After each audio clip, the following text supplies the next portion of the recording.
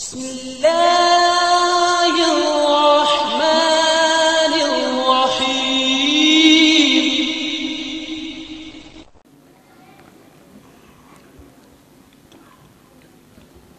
أما بعد فأعوذ بالله من الشيطان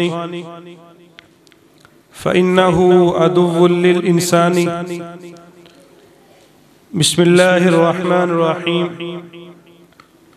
محمد رسول الله والذين معه أشداء على الكفار رحماء بينهم تراهم ركعا سجدا يبتغون فضلا من الله ورضوانا. صدق اللہ العظیم. لائق ساتھ احترام سامعین گرامی، اللہ رب العزت کا بہت بڑا احسان ہے کہ خالق و مالک نے ہمیں اپنے گھر میں جمع ہونے کی توفیق عطا فرمائی. اللہ تعالیٰ سے دعا ہے کہ اللہ رب العزت ہم سب کا جمع ہونا، اپنی رضا کے لیے جمع ہونا، اپنی بارگاہ میں قبول و منظور فرمائے. میرے لیے انتہائی سعادت کی بات ہے کہ آپ جیسی عظیم شخصیات کے سامنے اور اتنی بڑی مسند پہ کہ جہاں جماعت کے عظیم علماء میں سے ایک نامور عالم دین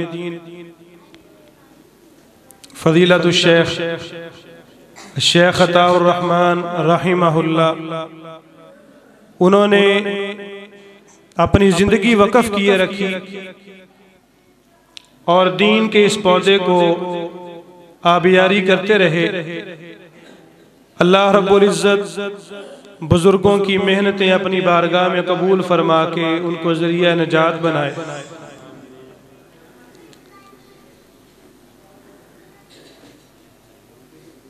جتنے بھی ہمارے احباب آج کی اس بزم کے انعقاد میں کسی بھی طریقے سے انہوں نے حصہ لیا ہے، اللہ پاک خیر کی اس مجلس کو منعقد کروانے میں ان کی محنتیں بھی اپنی بارگاہ میں قبول فرمائے.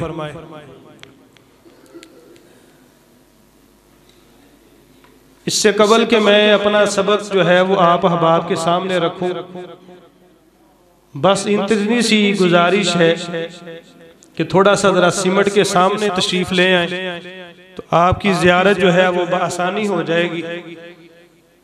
تھوڑا سا قریب آ جائیں، ذرا سامنے آ جائیں. سائیڈوں سے جگہ فل ہے اور سامنے بالکل خالی ہے.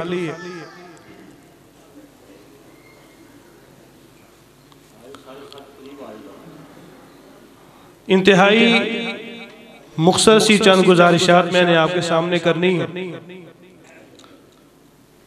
سورہ فتح کی آخری آیت کریمہ میں نے آپ کے سامنے تلاوت کی ہے. اس آیت کریمہ کا معنی اور مفہوم آپ کے سامنے رکھنا ہے اور اپنی بات مکمل کرنی ہے. اس میں اللہ رب العزت نے صحابہ کرام رضوان اللہ تعالی علیہم اجمعین کے کچھ صفات کا تذکرہ کیا ہے، کچھ خصائص اور فضائل کا تذکرہ کیا ہے. علماء سے آپ سنتے رہتے ہیں صحابی کسے کہا جاتا ہے، صحابی کی بنیادی طور پہ تعریف کیا ہے. من لقی النبی صلی اللہ علیہ وآلہ وسلم مسلما ومات علی الاسلام. جس عظیم ہستی نے اللہ کے رسول صلی اللہ علیہ وآلہ وسلم سے ملاقات کی ہو، آپ صلی اللہ علیہ وآلہ وسلم پہ ایمان لائے ہوں اور پھر اسی اسلام اور ایمان پہ عمل پیرا رہے ہوں اور ان کا خاتمہ بھی اسی اسلام پہ ہوا ہو، اس عظیم ہستی کو صحابی کہا جاتا ہے. صحابہ کرام رضوان اللہ تعالی علیہم اجمعین وہ عظیم ہستیاں ہیں، ایسی نفوس قدسیاں ہیں کہ جنہوں نے رب تعالیٰ کا پیغام میرے اور آپ تک پہنچانے کے لیے اور قیامت تک آنے والے آخری بشر تک رب تعالیٰ کا پیغام پہنچانے کے لیے جتنی انہوں نے قربانیاں دی ہیں، جس قدر انہوں نے محنتیں کی ہیں، اپنی زندگیاں وقف کر دی، اپنی جانوں کا نذرانہ تک پیش کر دیا، اپنے مال، اپنی اولاد، ہر چیز دین اسلام کے لیے وقف کر دی اور قربان کر دی۔ اگر وہ پاک باز ہستیاں نہ ہوتی تو شاید آج میں اور آپ اور کل کلا آنے والی ہماری نسلیں وہ مسلمان بھی ہوتی کہ نہ ہوتی۔ تو یہ صحابہ کرام کا وجود ہمارے لیے بہت بڑی نعمت ہے اللہ تعالیٰ کی، کہ ان کی محنتوں کی وجہ سے اللہ تعالیٰ نے ہمیں دین اسلام کی نعمت سے سرفراز فرمایا ہے۔ صحابہ کرام رضوان اللہ تعالیٰ علیہم اجمعین کے ایمان کو ہر مسلمان کے لیے معیار قرار دیا گیا ہے، آئیڈیل قرار دیا گیا ہے۔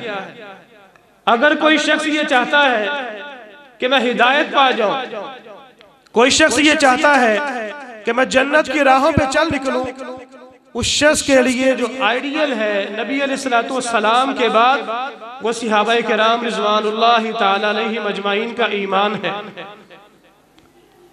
قرآن مجید میں اللہ رب العزت فرماتے ہیں فَإِنْ آمَنُوا بِمِثْلِ مَا آمَنْتُمْ بِهِ فَقَدْ اهْتَدَوْا، جس طرح یہ صحابہ ایمان لے کر آئے ہیں، اگر اے لوگوں تم بھی ویسے ہی ایمان لاؤ تب تم ہدایت پا جاؤ۔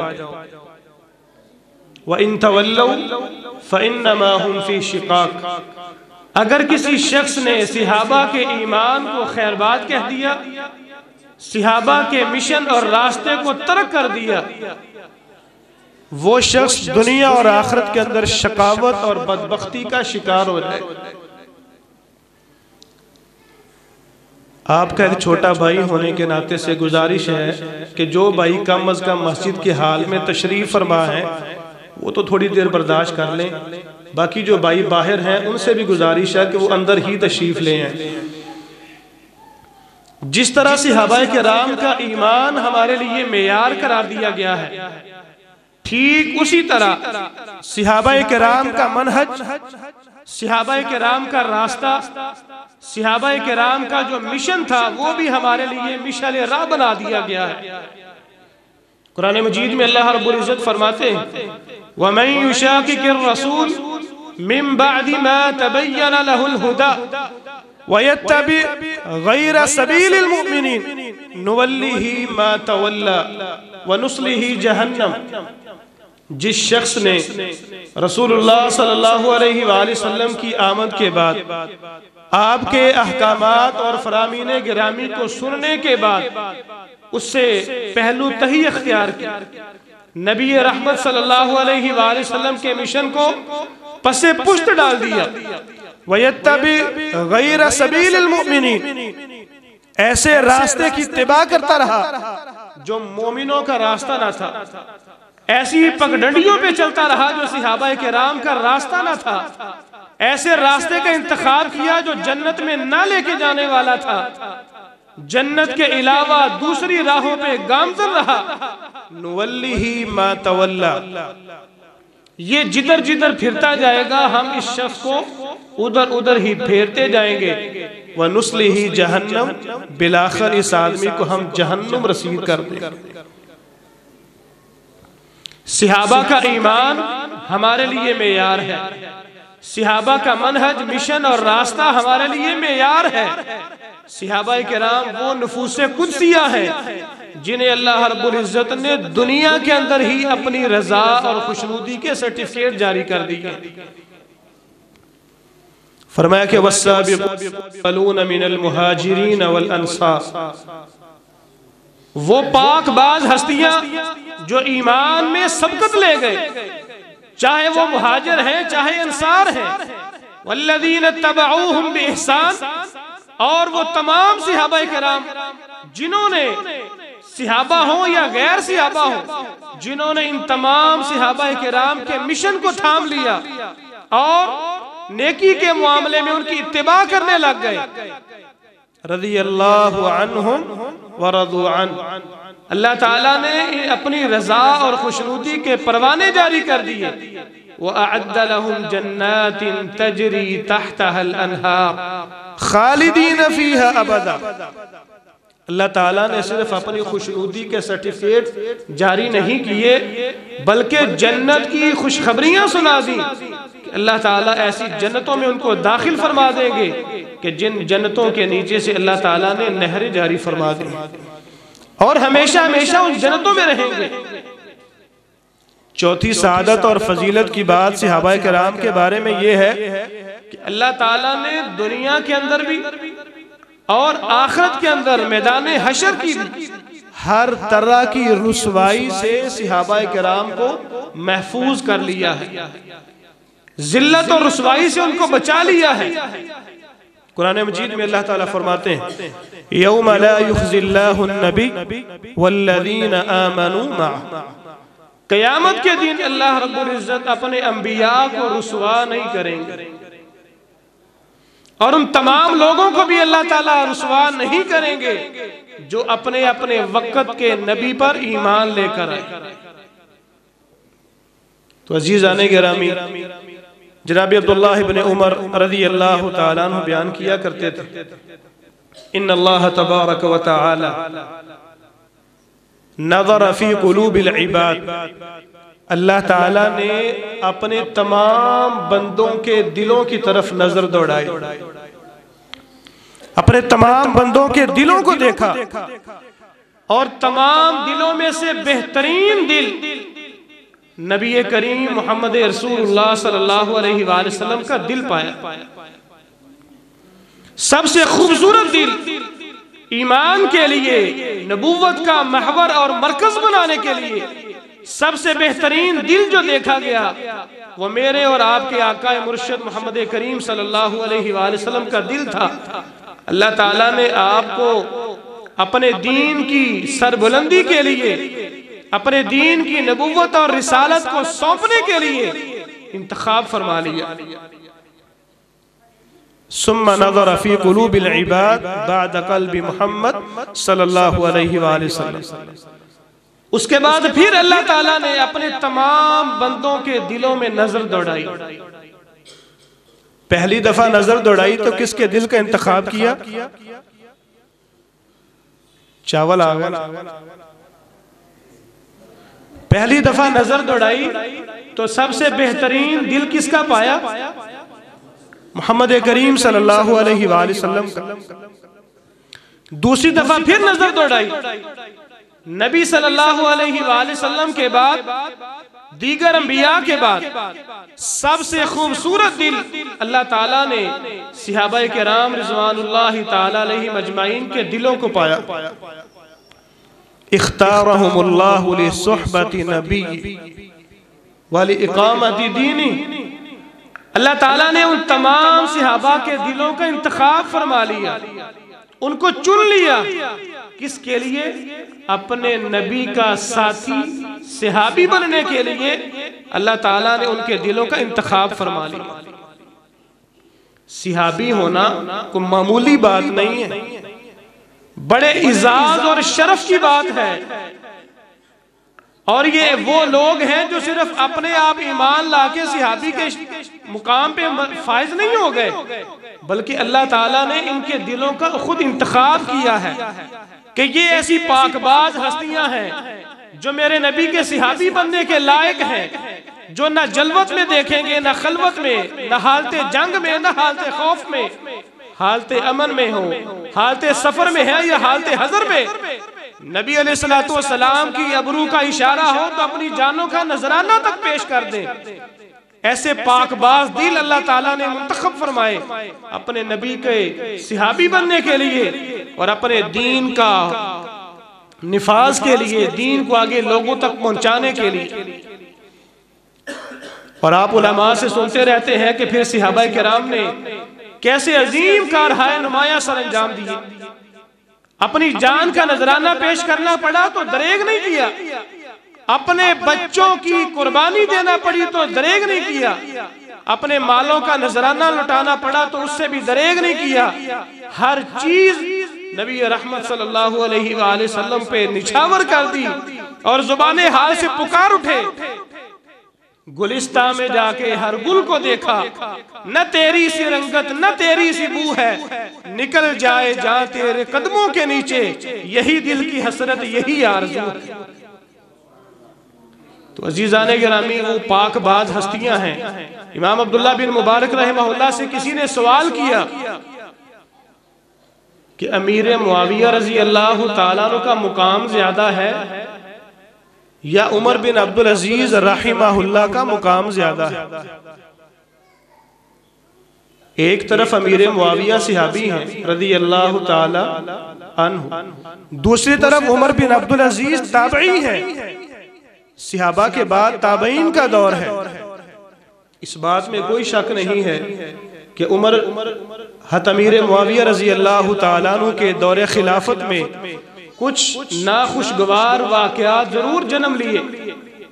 کسی پوچھنے والے نے پوچھا کہ کیا امیر معاویہ رضی اللہ تعالیٰ عنہ کا مقام زیادہ ہے یا عمر بن عبدالعزیز رحمہ اللہ کا مقام زیادہ ہے؟ عبداللہ بن مبارک رحمہ اللہ نے جو جواب دیا وہ سونے کے پانی سے بھی اگر لکھا جائے تو اس کا حق ادا نہ ہو.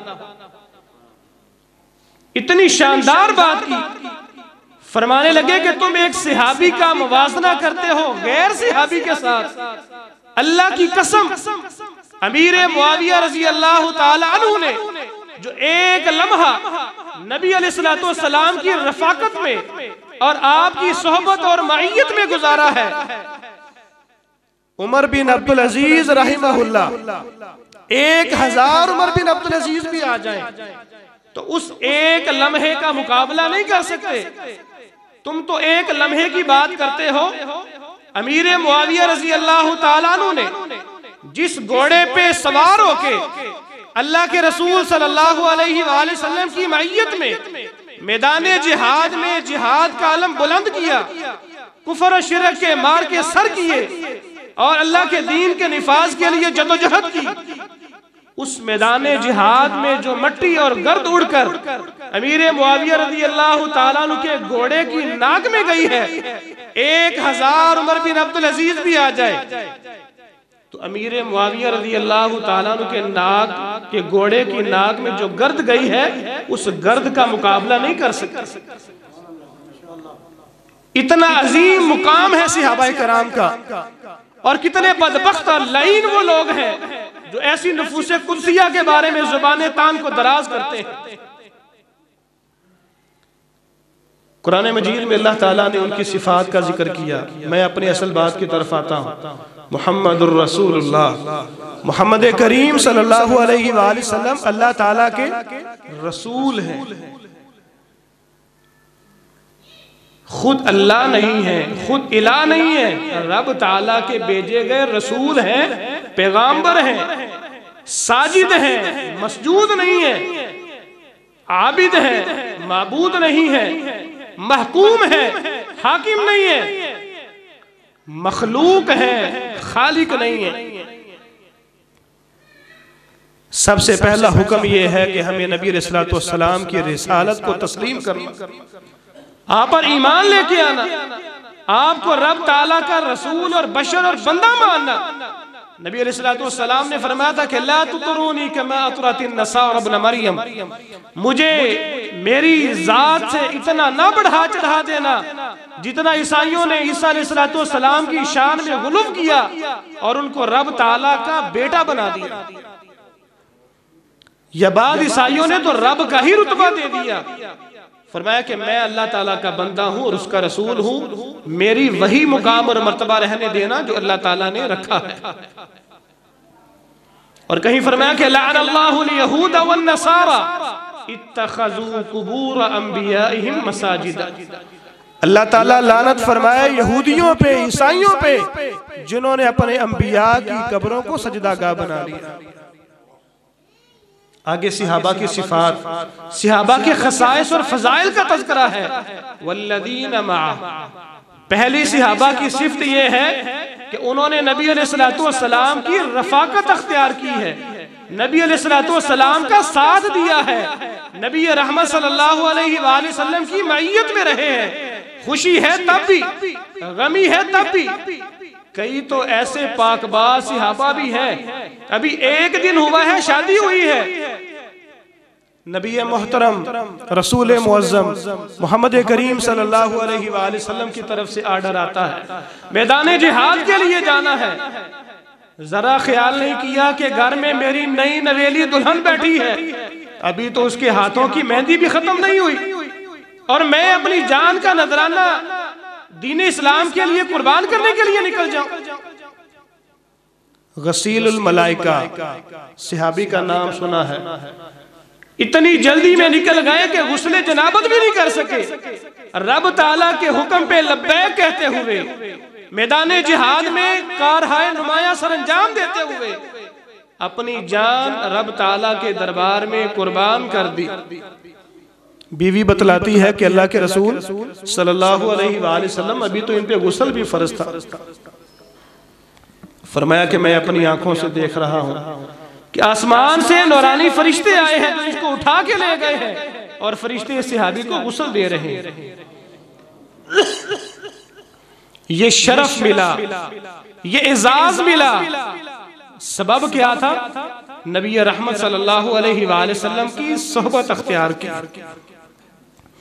جناب موسیٰ علیہ السلام کے حواریوں اور ساتھیوں جیسا سلوک نہیں کیا۔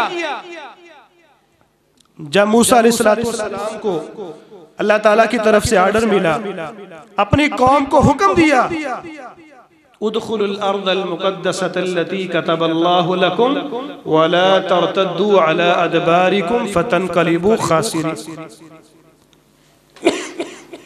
سامنے شہر ہے، اس بستی میں داخل ہو جاؤ، لڑنا نہیں پڑے گا، رب تعالیٰ تمہارا روب جو ہے دشمن کے دلوں میں ڈال دیں گے، اور بغیر لڑے ہی تمہیں اللہ تعالیٰ وہ بستی عطا فرما دیں گے۔ انہوں نے اپنے نبی کی بات کی لاج نہیں رکھی، فوراً کہنے لگے یا موسیٰ اِنَّا لَن نَدْخُلَهَا أَبَدًا مَا دَامُوا فِيهَا، جب تک یہ بستی والے اس میں موجود ہیں ہم کبھی اس بستی میں داخل نہیں ہوں گے۔ فَاذْهَبْ أَنْتَ وَرَبُّكَ فَقَاتِلَا إِنَّا هَاهُنَا قَاعِدُونَ، تم جاؤ، تمہارا رب جائے، تم دونوں جا کے وہاں پر لڑائی کرو، جہاد کرو، لڑو، ہم یہاں بیٹھے ہوئے ہیں۔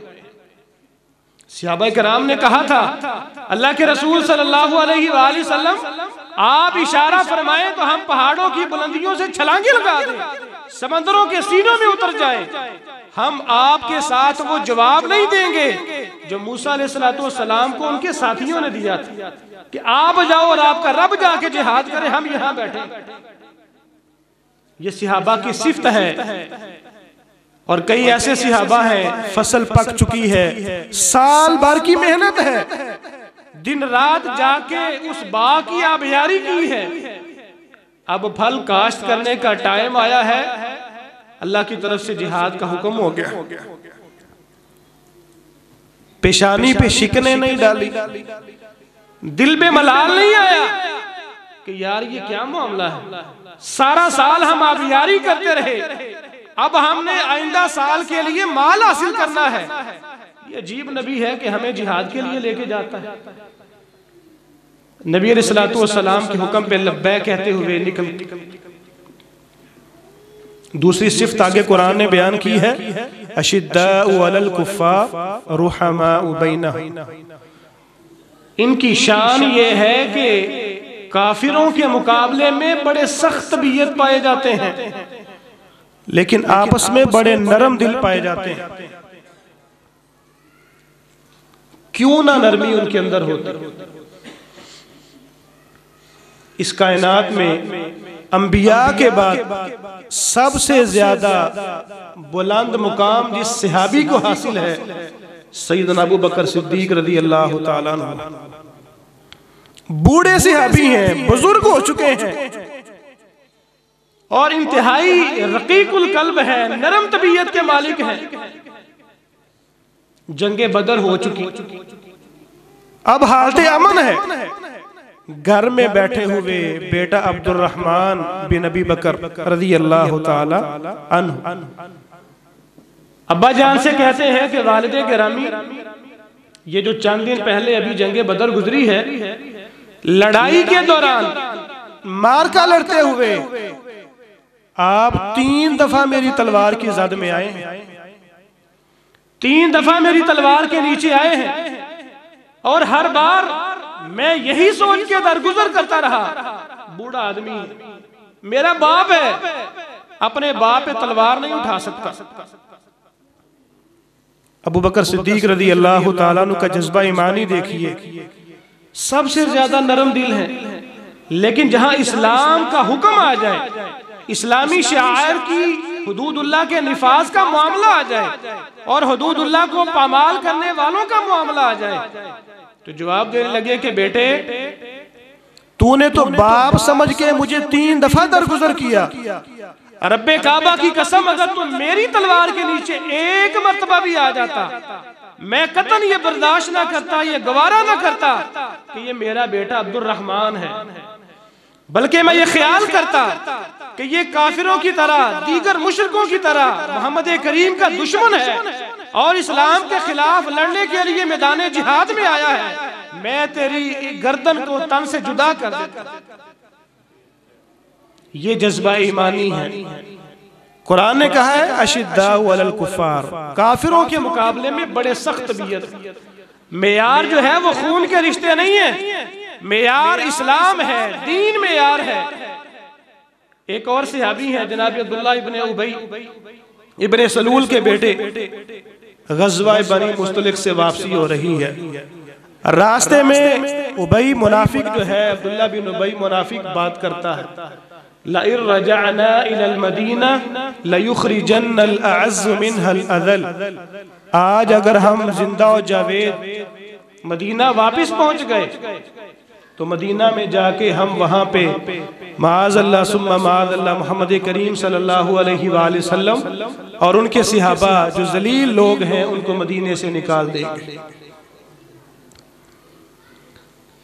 اسی منافق کے بیٹے صحابی ہیں، غالباً ان کا نام بھی عبداللہ ہی بیان کیا جاتا ہے. ان کو یہ بات پتہ چلتی ہے، تلوار سونپ کے مدینے کے دروازے پہ کھڑے ہو جاتے ہیں اور یہ اعلان کرتے ہیں، اپنے باپ کا لشکر راستہ روک لیتے ہیں کہ تب تک مدینے کے در و دیوار میں تمہیں داخل نہیں ہونے دوں گا جب تک اس بات کا اقرار نہ کرو کہ محمد کریم صلی اللہ علیہ وآلہ وسلم عزت والے ہیں اور ہم کافر جو ہیں اور منافق جو ہیں وہ ذلیل لوگ ہیں. یہ بات منہ سے نکلوائی، پھر مدینے میں داخل ہونے دیا. رحماء بینہم، آپس میں بڑے نرم دل ہیں. کیوں نہ نرمی ہوتی؟ نبی رحمت صلی اللہ علیہ وآلہ وسلم نے فرمایا تھا کہ ان اللہ رفیق یحب الرفق. اللہ تعالیٰ نرم ذات ہے، نرمی کو اللہ تعالیٰ پسند کرتے ہیں. قرآن میں اللہ تعالیٰ نے مومنوں کی شان بیان کی ہے، عزت علی الکافرین، اذلت علی المؤمنین، عزت علی الکافرین. مومنوں کا آپس میں محبت کا رشتہ یہ بڑے نرم طبیعت، کافروں کے مقابلے میں بڑے سخت طبیعت ہے. اور آپ نے فرمایا تھا کہ مثل المؤمنین فی توادہم وتراحمہم وتعاطفہم کمثل الجسد الواحد. مومنوں کی باہمی محبت، مودت، الفت، عقیدت کی مثال یہ ہے، ایک جسم کی مانند ہے. کمثل الجسد الواحد، ایک جسم کے کسی حصے پہ تکلیف ہوتی ہے، تدعا لہ سائر الجسد بالسہر والحمى، اس کے کرب کو، اس کی تکلیف اور درد کو سارا جسم محسوس کرتا ہے. آگے اللہ تعالیٰ فرماتے ہیں سیماہم فی وجوہہم من اثر السجود ذالک مثلہم فی التوراۃ ومثلہم فی الانجیل. یہ وہ پاک باز ہستیاں ہیں کہ رب تعالیٰ کے سامنے رکوع اور سجود کر کر کے ان کی پیشانیوں پہ نشانات پڑ چکے ہیں، اور ان کی یہ نشانیاں اللہ تعالیٰ نے تورات اور انجیل میں بیان کر رکھی۔ حضرت عمر رضی اللہ تعالیٰ عنہ کا دور خلافت، صحابہ کرام شام اور فلسطین کو فتح کرتے ہیں، اور جب شام اور فلسطین کی حدود میں داخل ہوتے ہیں تو اس ملک کے جو باسی ہیں، اس ملک کے جو راہب اور پادری ہیں، وہ یہ بات کہنے پہ مجبور ہوتے ہیں کہ ہم ان کے اندر وہ صفات دیکھ رہے ہیں، ان کی وہ نشانیاں دیکھ رہے ہیں جو جناب عیسیٰ علیہ السلام نے ہمیں بیان کر رکھی ہیں، تورات اور انجیل کے اندر ہم ان کو پڑھ چکے ہیں، ان کی یہ نشانیاں اللہ تعالیٰ نے ان کے چہروں پہ ہمیں سامنے دکھا دی۔ اور ایسے ہی روم کا بادشاہ ہرقل اپنے وزیر سے سوال کرتا ہے،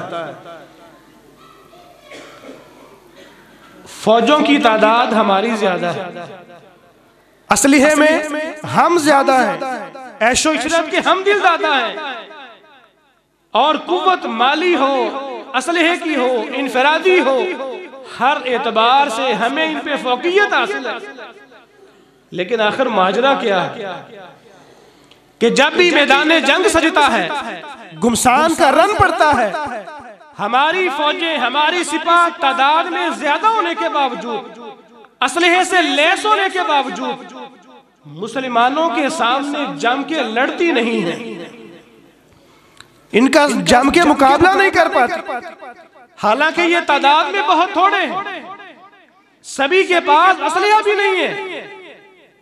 تو وزیر نے بڑی شاندار بات کہی، کہا ہم باللیل رہبان وبالنہار رکبانا یحبون الموت کما یحبون الاعاجم الخمر۔ تمہاری فوجیں سارا دن عیاشیاں کرنے والی، راتوں کو عیاشیاں کرنے والی، شرابیں پینے والی، بدکاری کے اڈوں پہ جانے والی، اور ان لوگوں کا حال یہ ہے کہ سارا دن رب تعالیٰ کے لیے، دین کی سربلندی کے لیے میدان جہاد میں جہاد کرتے ہیں، اور ساری رات رب تعالیٰ کے سامنے کھڑے ہو کے آہوزاریاں کرتے ہیں، رب تعالیٰ کے سامنے اپنی جبین نیاز کو خم کرتے ہیں۔ یہ موت سے ڈرتے نہیں ہیں، تیری فوجیں جو ہیں وہ موت سے ڈرتی ہیں، یہ موت کو پسند کرتے ہیں، جیسے اجمی لوگ شراب کو پسند کرتے ہیں، ایسے لوگ یہ موت کو پسند کرتے ہیں۔ تو جو آدمی موت کو پسند کرنے والا ہو، اس سے کیسے ہارا جا سکتا، اس سے کیسے جیتا جا سکتا ہے؟ تو عزیزان گرامی، اللہ تعالیٰ سے ہمیں دعا کرنی چاہیے، رب العزت ہمیں صحابہ کرام کے نقوش قدم کو اپنا کر ان کی پیروی کرنے کی توفیق عطا فرمائے، اور جو سنا اور سنایا ہے خالق و مالک ہمیں عمل پیرا ہونے کی توفیق عطا فرمائے۔ وآخر دعوانا ان الحمدللہ رب العالمین۔